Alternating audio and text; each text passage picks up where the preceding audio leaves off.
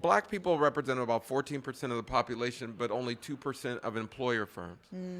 If the share of employer firms matched the population, we would have 800,000 more businesses in the United States. Looking for the ultimate conversation on Black innovation and wealth creation? Look no further.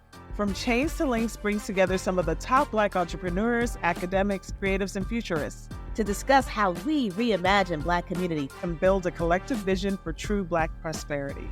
So get ready. We're about to go there.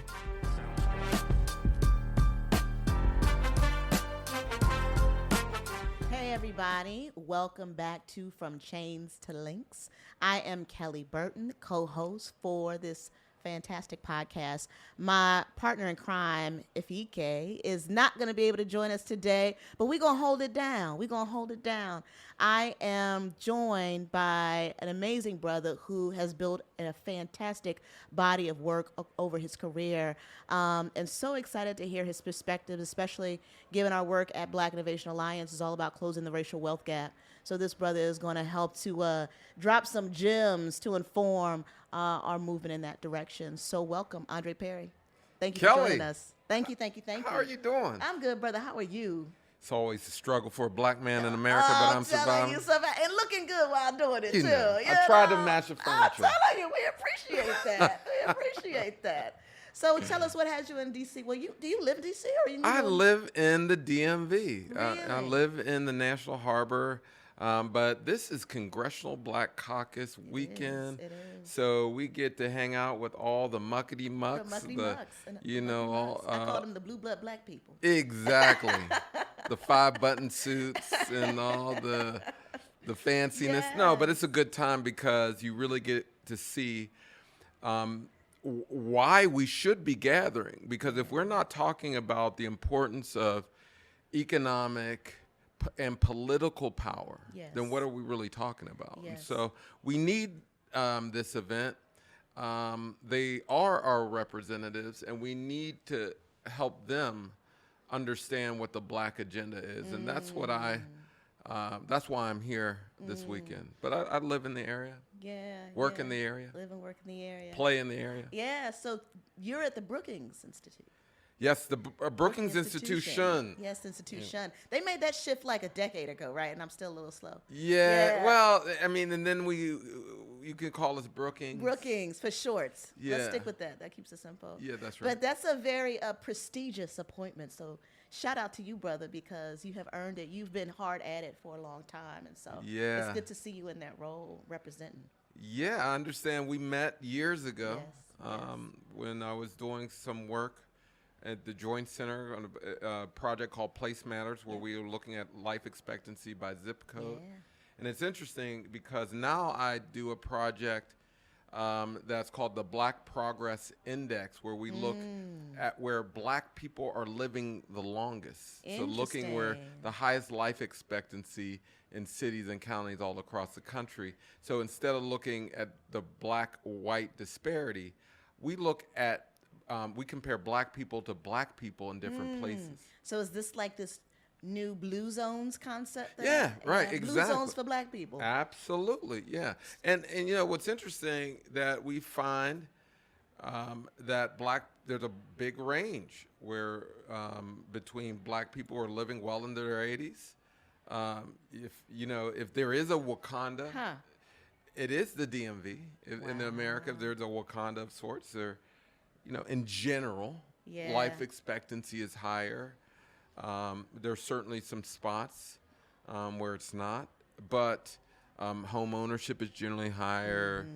One of the biggest predictors of life expectancy, believe it or not, are the share of immigrants, Black immigrants in your area, and others, education, income. But so it's great just to look at where we're doing well, because that's in general my project at Brookings. I lead a team called the Valuing Black Assets Initiative, where we try to measure the assets in Black communities. The point being is that many of our assets are strong, but the value is extracted by structural racism. Yes, 100%. So, so that's what I do at Brookings. One of the one of our big beliefs at Black Innovation Alliance is that when it comes to wealth creation, there are two big wealth creators around the world. We talk about capital W wealth, and that's inheritance and entrepreneurship. Oh, absolutely. Typically people with a lot of money, when you get to the top 10 list, you don't get there through home ownership. You get there because you inherited it, or you've built a business, or you run a business that is making millions, billions, trillions of dollars, right? I think about my experience in home ownership. I live in a lovely home. It's in Southwest Atlanta, but if you took my house and you put it on the back of a truck and you moved it 20 miles northeast, it would be worth 3, 4, 5 times as much. Yep. Right? Yes. And so, talk to me a little bit. I would love to learn more about the premise of the book that you recently put Know out. Your Price. Know Your Price. Valuing Black Lives and Property in America's Black Cities. Yes. Available wherever fine books are sold. So what's the thesis of the book? Yeah, it gets back to what I talked about, that our assets are much more valuable than their price. 2018, my colleague Jonathan Rothwell and I set out to explore home values in Black communities compared to white communities. And a lot of this started from me going back to my hometown in Pittsburgh, well, actually Wilkinsburg, Pennsylvania, small municipality surrounded by Pittsburgh on 3 sides. And I went home, and the home was dilapidated, roof bowed, infrastructure, the foundation about to crumble. Looked at the list price, it was worth about $15,000. But the home was worth so much more to me. As the story was told to me, before I was born, this woman by the name of Elsie Boyd made a deal with my maternal grandmother that she would take me into this home, 1320. Wow. At the time, my mother was poor. She already had a child at 15, had me at 17. She probably was abused. And my father was a heroin addict. He was in and out of prison. He was murdered inside of a prison outside of Detroit. So Mom did what a lot of Black matriarchs did at the time when families were troubled. She took in children. And I was one of the kids. My brothers came along. She reared about 12 to 15 kids. Wow. And so the home just emotionally, physically should be worth a lot more. And so I just started exploring this issue. And so I said, let's compare our home to homes in other neighborhoods, because Pittsburgh and many places are struggling. Yes. So we did that at a national level. We compared homes in Black neighborhoods where the share of the population, Black population, 50% or higher, to those where the share of the Black population is 1% or less. And we controlled for, meaning we attended to education, crime, walkability, all those fancy Zillow metrics, so we could get an apples to apples comparison. And what we found pretty much astounds, that homes in Black neighborhoods are underpriced by 23%, about $48,000 per home. Cumulatively, there's about $156 billion in lost equity in Black neighborhoods. And I always put that in perspective so that people can wrap their heads around it. And just because they're Black, because like you said, you control for all other factors. Because somebody would say, well, how about the quality of the schools? Or how about the quality of this and the infrastructure? And we control for all of that. Neighborhood amenities, education, crime, walkability, number of restaurants. And the percentage of Black people is the driving. The percentage of Black people in the area. And $156 billion we should have in the place. And I put this in perspective. $156 billion would have financed more than 4 million Black-owned businesses based upon the average amount Black people use to start their firms. Would have paid for more than 8 million four-year degrees based upon the average amount of a 4-year public education. Replaced the pipes in Flint, Michigan 3,000 times over. It would have covered all of Hurricane Katrina damages, double the annual economic burden of the opioid crisis. This is a big number. Wow. And this is why I say, like it keeps my teeth white, that there's nothing wrong with Black people that ending racism can't solve. When things go wrong in Black communities, we blame Black people. Yes. We say, it's everything from their pants are sagging to the school. They're not getting an education. They're lazy. They don't want to work. But wealth and opportunities are extracted without anyone carrying a tiki torch, wearing a white hood. That this is the wealth that we use to lift ourselves up by our proverbial bootstraps. Yes. So that's the premise of my book. So it starts off with housing, but guess what? Our businesses are undervalued. Our educational institutions are much more valuable than they are priced. Our political infrastructure. And so that's why I take a very asset-based approach. It's, we need to assume that what we're doing is as good, if not better. Yeah, we have some, like the 23% difference. There's still education, crime. Yes. These things are still a problem and still a drag. Right. But they're not to the extent, it's almost like in that study, it's almost like when you look at a black neighborhood and you look at the price, it's as if crime is twice as bad than it actually is. Education is twice as worse than it actually is. And so, we need to back off of blaming black folk. Right. And I'm all for accountability. Right. All for it. I'm all for telling people, reason why I talk about entrepreneurship, because it is a form of self-determination. Yes. And whether or not you believe in a system that supports entrepreneurship, it is a manifestation of your effort, yes, of your doing. Yes. So I support that. But we got to get off this notion that the state of Black America is because of us. That a lot of our celebrities, a lot of our rappers, a lot of our, they buy into that. Yeah.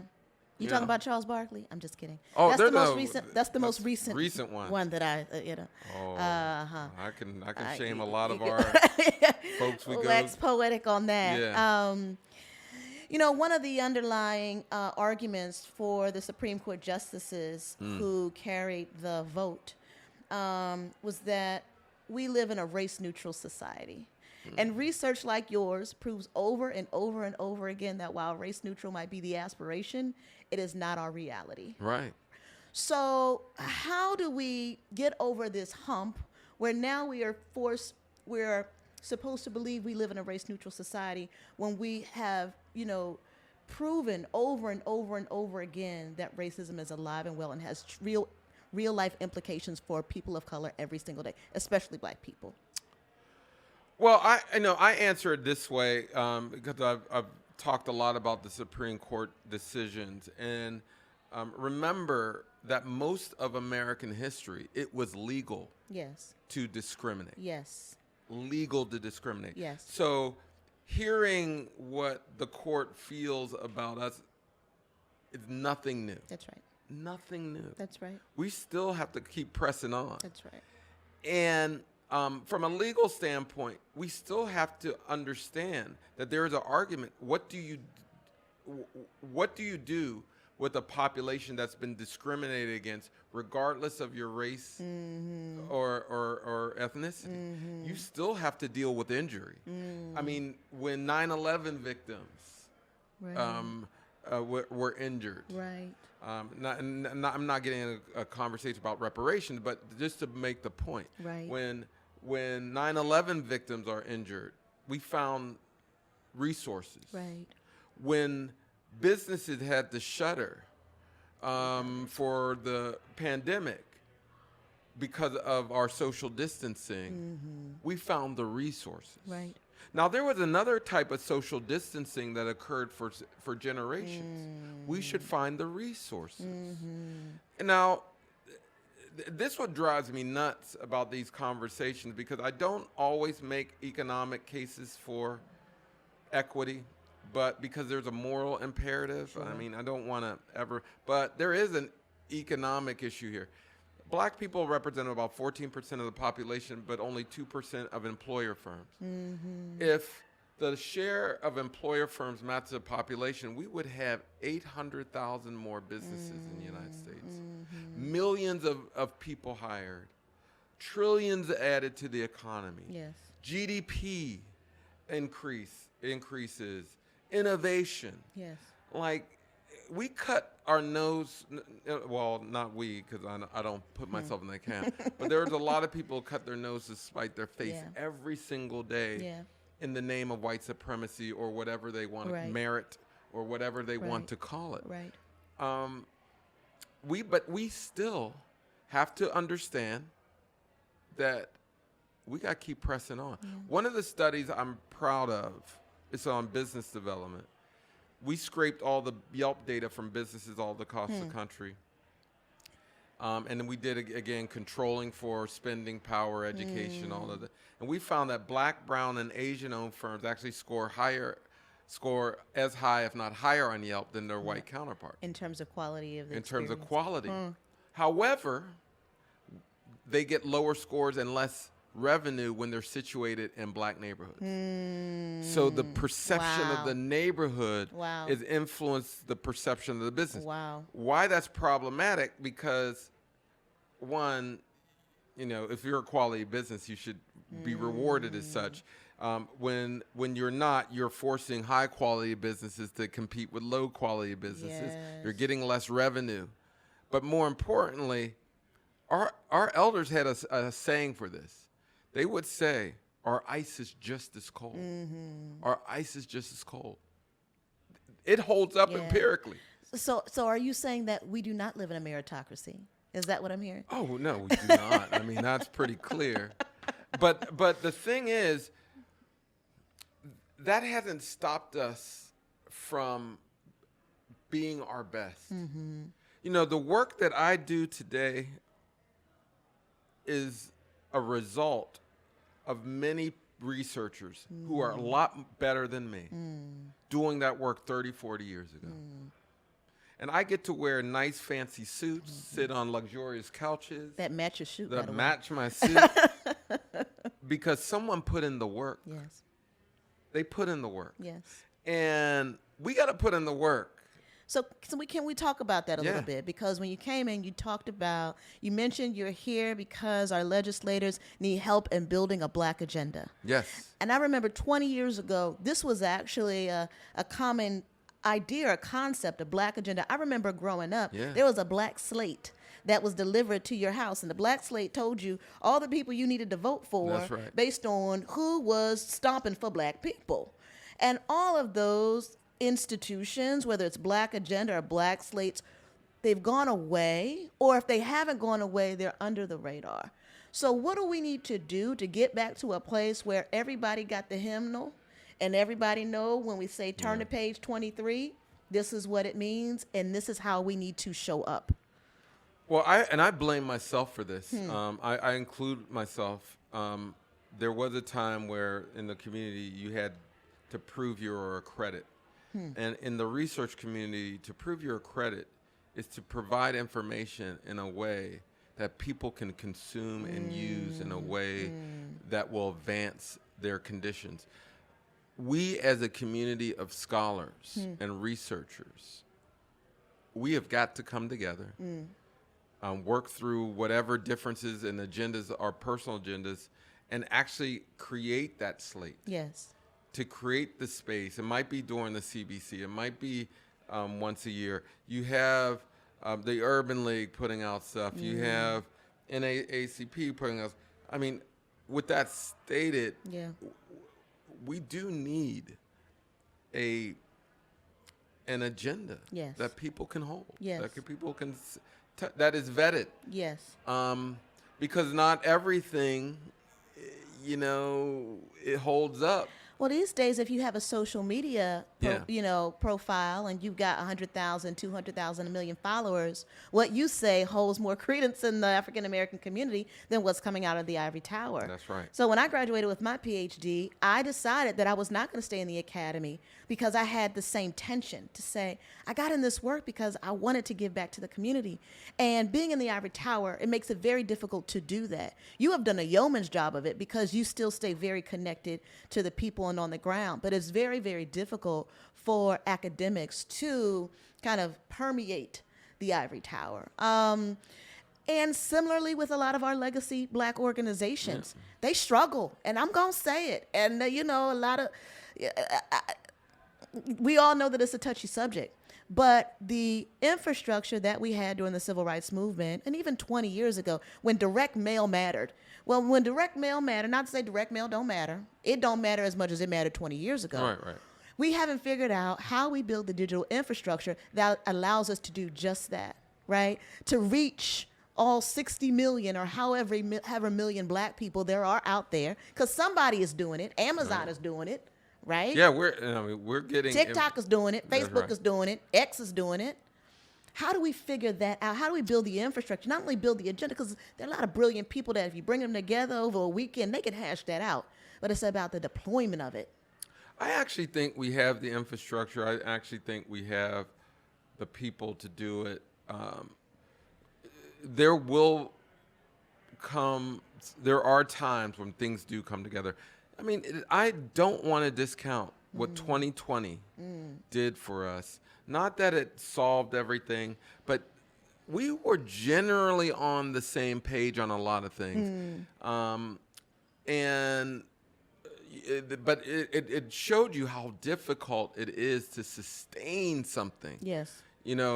Over time, because certainly the anger won't sustain. That's right. At some point, you have got to also have institutions that and practices that sustain the emotion. And so, for me, I want as a researcher to create those mechanisms. But I mean, I will say that over the course of, I've been at Brookings 6 years, I've had significant impact largely because I can connect with organizations, do things like this, stay grounded, and it adds value to people's lives. So, but I will say this about our Black institutions. They are treated like Black people. And so many of our HBCUs, for instance, a report just came out that showed the systemic under resourcing of our state institutions. And so there's a lack of resource there, not because of us. And so we got to figure out new ways to increase wealth of our institutions so we can do the kinds of activities that we need to do. So it's again, it's hard work. We got to keep pressing on. But I'm encouraged. I mean, I'm not, I don't fall in the Afro-pessimistic camp. Is that a camp? Oh, man. Afro-pessimism? Oh, man, it's more than a camp. I mean, it's a movement. It's a movement. I believe that, I look to the doers for hope. Yeah. There are a lot of people doing it.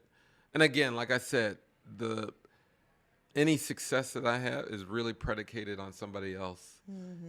Somebody else's smaller success, or failure. Yeah. And so we got to keep that perspective that this is a long range game, and not just in America. Like, we got to go to antiquity to understand that Pharaoh let my people go type of thing. This is not like a 400-year struggle. So when you put it into context, what Black people have done in the last 50 years is nothing short of remarkable. Yes. So Agreed. So we're nowhere near where we need to be. Yeah. So, but I'm encouraged. I'm encouraged. So what are you on your soapbox about these days? What really gets under your skin? What every time you get a chance to rail about it? Well, I'm going to stick on housing, because, and for the viewers, this might sound a little wonky, but you're going to get what you get. Yeah, you're going to get what you get. About a year and a half, Freddie and Fannie started including rental payments in their underwriting practices. And why is that important? Because it enables banks to create mortgages where you don't necessarily need a down payment because you can back it up with a rental property. And so there is these what they call special purpose credit program that you can create new mortgage products that we don't have to say give a black person a special mortgage. If you pay your rent on time, you can qualify for these mortgages. And why also was important that Freddie and Fannie and included in the underwriting practices, now the banks can sell these mortgages on the secondary market. I didn't want to get to that. That makes me nervous. Anytime anybody talk about secondary market, because that makes me think of 2008. You're right, but no, okay, you're right. But why this is different? Right. This is completely different. You're talking about these prime borrowers, these folks who are doing everything right. Yeah. Before they were essentially giving out mortgages to a lot of people who didn't necessarily qualify. Now we're saying let's give mortgages to people, to invisible prime borrowers. Yeah. All those people who live in these markets. If you live in D.C. and you're paying rent, you can afford a mortgage. Yeah. And if you're paying rent 3 years, 5 years in a row, you can afford a mortgage. You just need a product that matches your situation. Yeah. Because this is the thing that is a reality. Black people didn't get, you mentioned earlier, a lot of black people didn't get the intergenerational wealth transfer. Because if your grandfather home to home, you might have a down payment. Right. Right. So if you don't, you could scrimp and scrawl and do all those things and not get a down payment, do everything right. So we need products that recognize merit. True merit. True merit. And not merit because of what your grandfather got. Because that's aristocracy, not a meritocracy. That's right. Right. Yeah. But, we can create new... I call it this, how I describe it. There's this architecture of inequality. And we got to dismantle that. We need a new architecture that allows for people who could not participate in markets fully to participate. Well, can we talk about the new products piece on the business side? Because what is a hot topic in our space today is venture funding and venture capital. You saw the litigation directed towards the Fearless Fund. Black women receive 0.35% of venture funding. White men receive 96% of venture funding. Yeah. And to be clear, most startups, most businesses are not a good fit for venture. So in so many different ways, one could argue VC ain't for black people. Right. But the other option is debt-based, and lending and banking, and there are but so many products out there for black businesses, and a lot of them are predatory. Yeah. So are you seeing any bright light on the product side when it comes to business in similar ways that you're exploring it on the housing side? Not in that way. Yeah. I would say that I have to remain hopeful for venture capital. There's a brother, Nazir Quadri of Zeal Capital. There's an organization called Known that fashions itself as sort of the Black Rock for people of color. Ah, yes. And it's financial. Black Rock is a big financial. Yes, I was about to say Black Rock for Black. I don't know. It's complicated. But by and large, when it comes to venture capital, it is such a small percentage of funding for all businesses. I mean, it represents a small. With that said, if there was take a big bet on something, I say take a big bet on the real underappreciated assets in our country, and that's black people. Meaning if you add water, it will grow. And they can't figure that out. Yeah.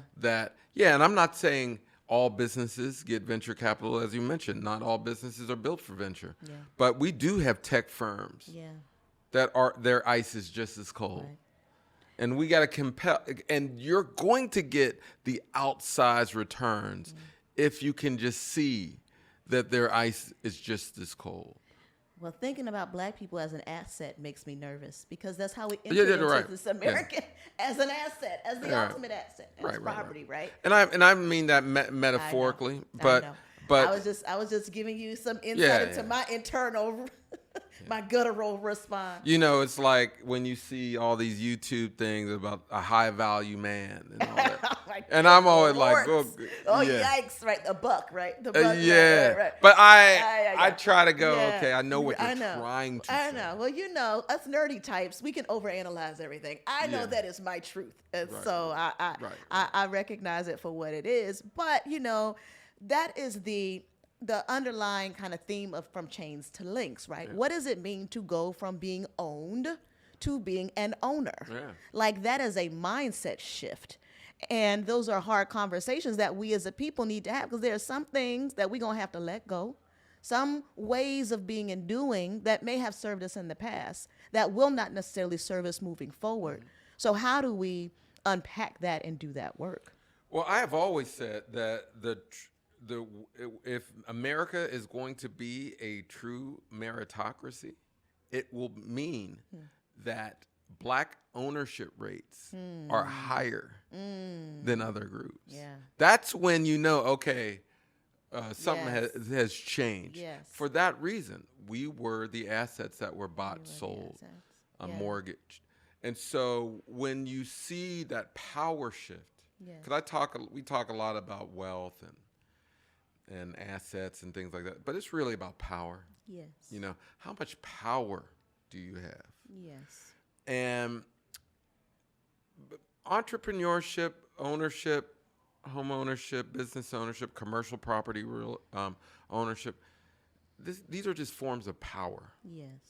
And there's not one that we have to do, but we do need power. Yes. You know, so I'll just briefly mention, like on the home ownership front, I do believe that we need more home ownership.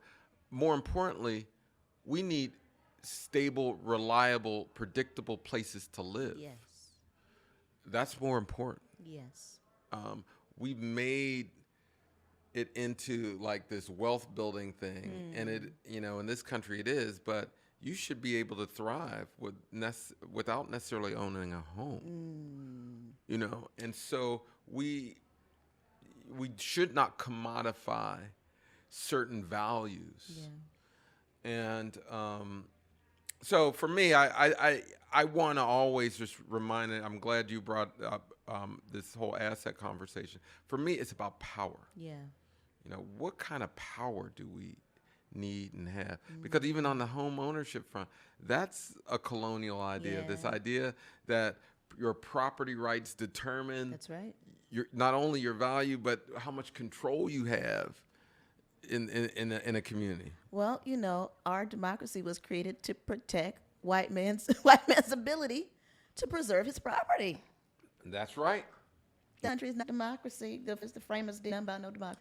And what I mean, in Barham Brothers, we all own. What does the world perspective? We have to be stewards. That's right. If God forbid, we actually have to cannot exactly. Till it's completely dead. Exactly. Right. Thank you, Dr. Perry, so much for joining us. This conversation has woken me up. I'm fresh to think about. I'm excited to dig into your book because I think it has a lot of what we're trying to build at Black Innovation Alliance. So thank you for the time. Nice. Know your Valuing Lives and Property in a Black City, available wherever fine books are sold. Well, we know where we can find the book. Where can people find you?